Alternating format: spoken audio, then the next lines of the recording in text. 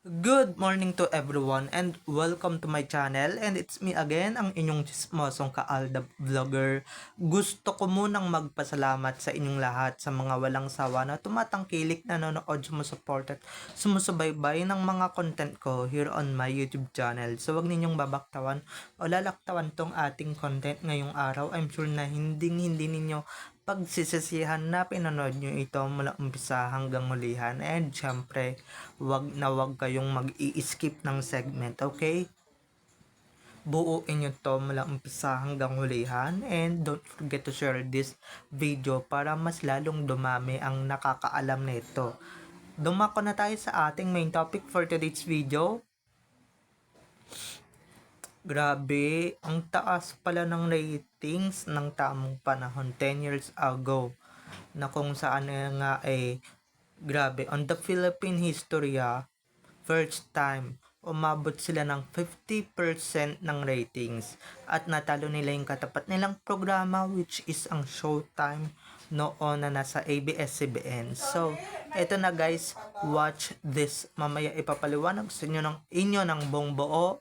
So, eto na guys, watch this. At kung nakita nyo na ngayong recap, so once again si Titi o sa mga admins, dumako na tayo sa ating main topic for today's video.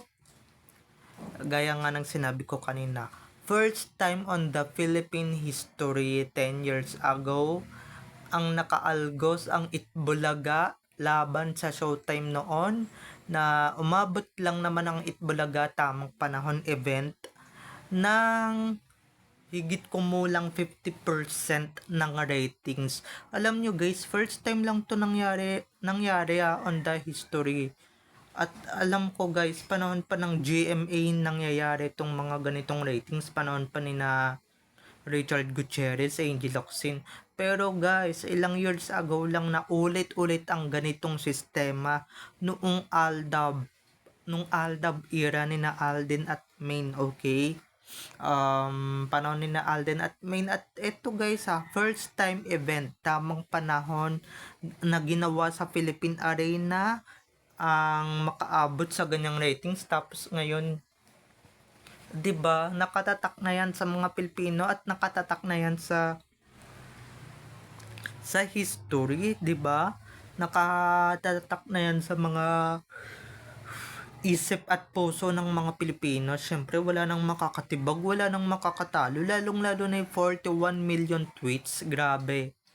'Di ba? Sino bang artista ang nakatungtong sa Philippine Arena na ganyan makaabot ng tweets? 'Di ba? Wala pa. Oo, yung iba diyan nakakatungtong na ng PH Arena dito sa Bukawi, Bulacan.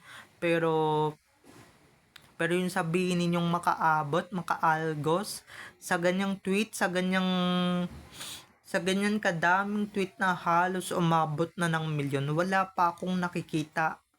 'Di ba? Meron nga mga thousand lang, pero yung mga milyon wala pa, 'di ba? Kaya wag ninyong ipagmayabang na bukod sa nakatungtong na kayo ng Philippine Arena, nakatungtong na kayo sa dating bahay ng Aldab or dating bungalow ng Aldab. 'Di ba? 'Di ba? Hindi porket nakatungtong na kayo doon natalo niyo na yung Aldab.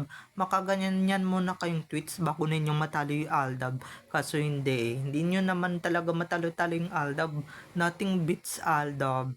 Kahit na sabihin ninyong naghiwalay na or nabuwag na yung love team. 'Di ba? Nabuwag na yung love team dahil hindi niyo na sila nakikita technically na nagpapakilig sa isang show. Ibig sabihin ba no, naghiwalay na? Hindi, huy, nagtuloy-tuloy pa sila in real life. 'Di ba? Kaya going back to the topic. Kaya kahit naman anong gawin netong Showtime before, okay, eto dahil solid Showtimer na ako, balikan ko lang.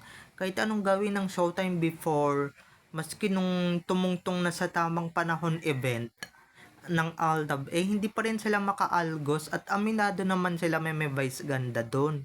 'Di ba na wala talagang makakatalo sa Aldab at lahat ng mga viewers nila technically lumilipat na sa Aldab. Ganyan kalakas ang Aldab noon. Maski ngayon guys, kung talagang tinuloy-tuloy lang talaga ng Itbulaga na at sana hindi nila pinakawalan, 'di ba? Kung hindi nila sinayang yung Aldab, eto lang ha, sasabihin ko lang sa inyo, ginto na nga na nasa sa inyo, na nasa palad nyo na nga yung ginto, 'di ba? Pinakawalan nyo pa, 'di ba? Binuwag nyo pa yung ginto na, or winasak nyo pa yung ginto na nagpayaman, 'di ba? Nagpanik ng pera sa inyo, ang dahilan kung ba't nagkaroon ng APT Studios, 'di ba? Ang dahilan kung ba't nagkaroon ng endorsement yung tatlong lola. Yung tatlong lola, si Lola ni Dora, Tidora at ni Tinidora. 'Di ba? Maski yung Kaliseri guys, tumatak lahat ng mga pinagagagawa ng Aldab. Hanggang ngayon hindi pa rin talaga natin malilimutan na inaakala ng iba na porket talagang hindi na napagkikita yung Aldab or invisible na yung Aldab sa TV, talagang hindi natatatak or hindi na talaga tumatak or nakalimutan na talaga natin ang mga naganap sa Aldab 10 years ago. Dyan kayo nagkakamali. Yan pang ang 50%, di ba, na halos bangungutin na nga yung Showtime before, 'di ba? Halos bangungutin na yung Showtime niyan. 'Di ba? Halos bangungutin na yung buong Kapamilya Network niyan. Na natatalo na nga sila, hindi na nila alam ang gagawin nila, hindi na nila alam yung kung anong segment ang makakatalo diyan sa Aldab at Kaliseri na yan, 'di ba? Na nilalang lang ng karamihan ngayon ng mga basher. 'Di ba? Hindi na nila matalo-talo yung Aldab. Paano kasi? Sumasakit na nga yung ulo nila eh. Sumasakit na nga yung mga ulo nila, pati yung ng mga staff nila, hindi na nga umuwi para lang matalo niling Aldab, para makapag-isip ng bagong segment,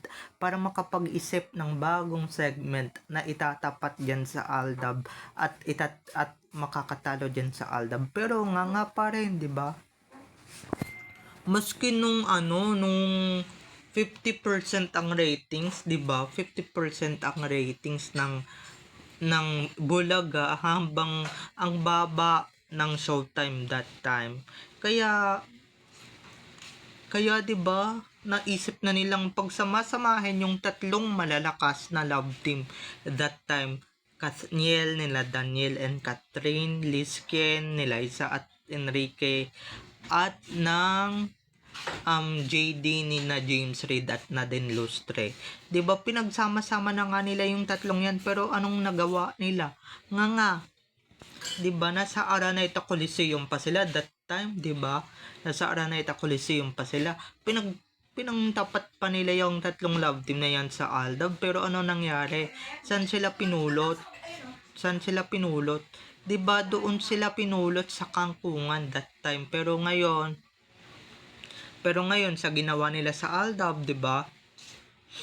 Ngayon yung dating umaalagwang Itbulaga, ngayon di na makaalgos-algos sa ratings. Kasi nga ano na yung umaalgos sa ratings, yung Showtime na ngayon ang umaalgos at pumapaldo sa ratings. Ngayon, nabaligtad na yung mundo. Dati ang yabang-yabang ninyong magparinig sa Showtime, ang yabang-yabang ninyong magparinig or sa Showtime before, na kaysa talunan na nga, 'di ba? Hindi na nga sila makakaalgo sa ratings, pero ngayon baligtad na yung mundo, 'di ba? Ngayon tinigil na ni Lord ang kayabangan ninyo, Itbulaga. Kaya buti na nga lang, 'di ba? Buti na lang talaga na wala yung Aldab sa inyo, kasi 'di ba parang wala kayong utang na loob na kundi sa Aldab, 'di ba? Kundi sa Kaliseri, wala kayo. 'Di ba? Kung hindi sa mag-asawang Alden at Maine, wala kayo, 'di ba? Tae kayo. Matagal na nga kayong hindi sinusuportahan, 'di ba? Matagal na nga kayong hindi kilala ng mga viewers ninyo, kasi halos lahat ng mga televiewers ninyo is napunta na sa napunta na sa Showtime, 'di ba? Um napunta na sa kung saan-saan na programa sa television mga ang mga viewers ninyo, 'di ba? And let's admit it na talagang, 'di ba, kung walang Aldab is wala kayo, 'di ba? Hindi naman din kayo mapapansin, Itbulaga. Tandaan niyo 'yan. Kaya, 'di ba? Ngayon, tignan niyo naman, yung dating umaalagwa sa ratings, ngayon lagapak na ngayon sa ratings. 'Di ba? Yan kasi puro sarsuela yan. Yung dating mataas ang ratings, yung dating nagdidiwang sa maraming tweets, yung nagdidiwang dati sa million tweets ng Aldab. Ngayon, nasaan na kayo ngayon? Nga, 'di ba? At ngayon yung Aldab na talagang kinawawa ninyo, tinarantado ninyo, winalanghiya ninyo. Sorry guys sa words pero yun naman talaga yung totoo. Talagang unang-una pa sigurong natutuwa na talagang nakawala na sila sa management, talagang sarsuela na ngayon ang inatupag, 'di ba? Na medyo nakakabaliw na at nakakasakal na talaga ng bonggang-bongga at talagang nakaka-high blood na ng bonggang-bongga yung show na yan, 'di ba? Wala naman talagang iba nang inatupag ngayon yung iba, yung Kaliser, yung Itbulaga ngayon kundi Sarsuela. Di sana kung hindi ninyo napabayaan or hindi ninyo pinabayaan na kumawala sa inyo yung ginto na sayang na sa inyo na dapat pinakawalan nyo pa, or 'di ba, winalanghiya nyo pa, sinarsuela nyo pa, 'di ba? Yan ngayon yung kapalit ng kayabangan ninyo, yung apog nyo kasi. Yung apog nyo kasi, ayan, 'di ba?